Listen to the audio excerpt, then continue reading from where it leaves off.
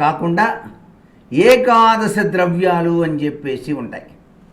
వాటిని వివిధ రకాలైనటువంటి పండ్ల రసాలతోటి మనం తయారు చేసుకొని స్వామికి నమక చమక పారాయణ చేసేటప్పుడు ఒక్కొక్క ద్రవ్యాన్ని ఒక్కొక్క రీతిలో వినియోగిస్తూ ఉంటాం అన్నమాట.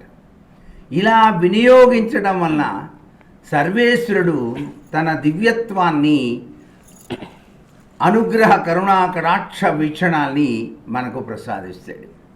ముఖ్యంగా ఎవరైనా సరే అభిషేకం చేసేటప్పుడు ఆ స్వామిని ప్రార్థించాలి కదా. అందుచేత వందే శంభుముమాపతిం సురగురుం వందే జగత్కారణం వందే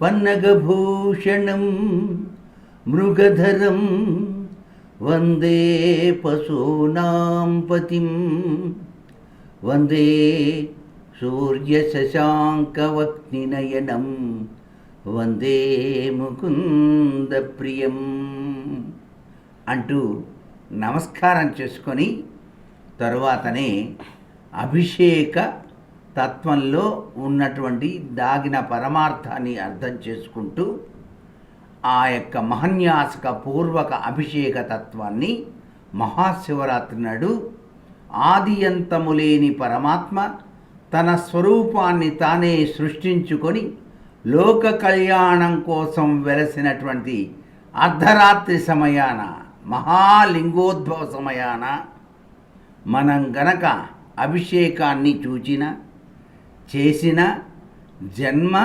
సార్థకతమై తీరుతుంది అని చెప్పేసి శాస్త్రవచనం. మహాశివరాత్రి